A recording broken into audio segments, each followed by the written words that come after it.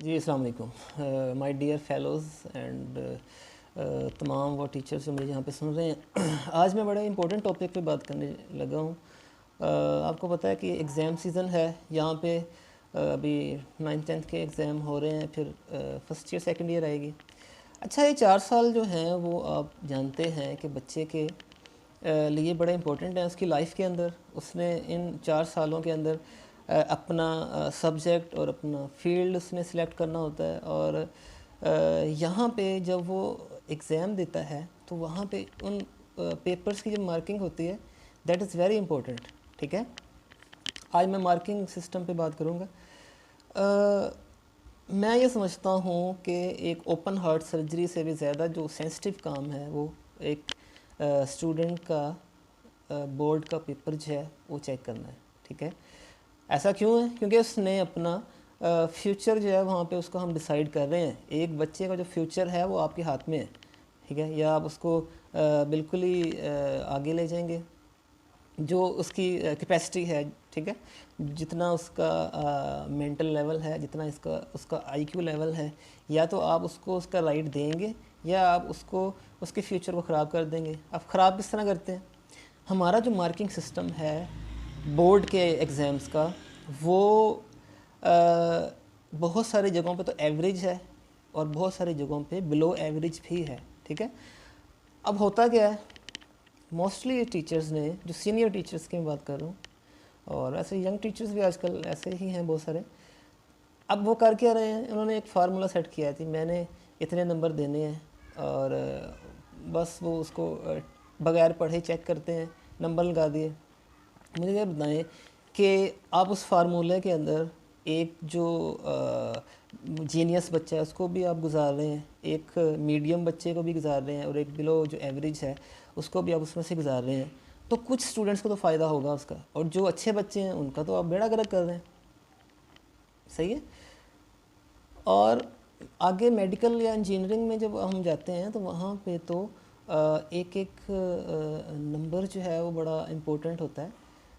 तो ये चीज़ें जो हैं हमारे मार्किंग सिस्टम के अंदर हो रही हैं, और ये बहुत गलत हो रही हैं। हमने स्टूडेंट का फ्यूचर जो है उसको हम स्टेक पे लगा देते हैं।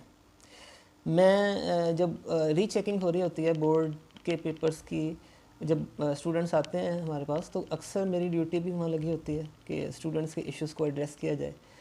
तो वहाँ पे यकीन करें कि हमारे बच्चे और बच्चियाँ रो रहे होते हैं बाहर खड़े हुए कि ये हमारे साथ किया गया है।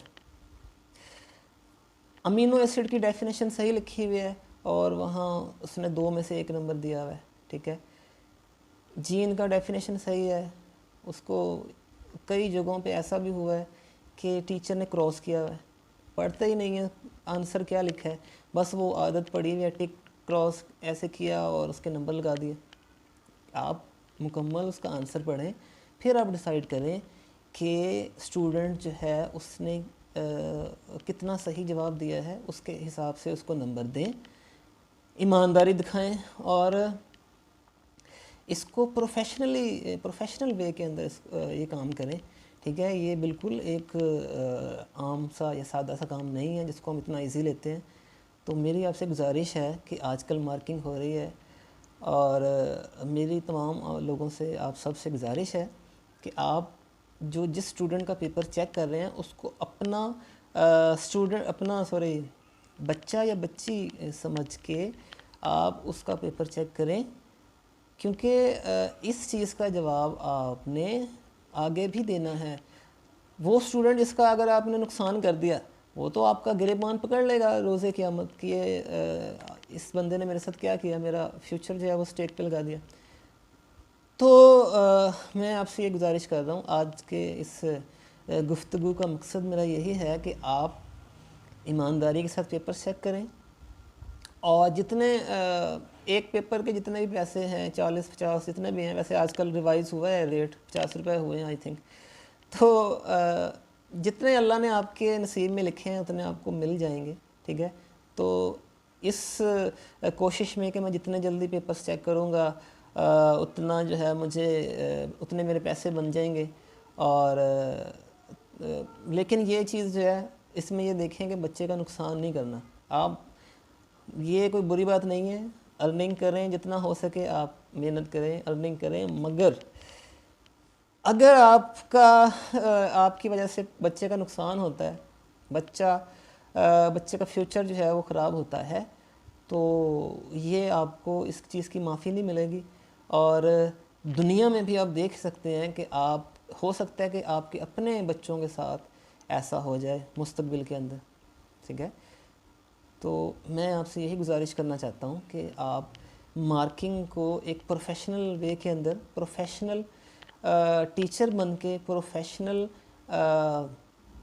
इंस्पेक्टर बन के उसकी इंस्पेक्शन करें पेपर की, उसकी मुकम्मल अच्छी तरह से आप जांच पड़ताल करके फिर उसके आप जो मार्क्स बनते हैं, जितना उसका राइट बनता है स्टूडेंट का, उसको दें, ठीक है।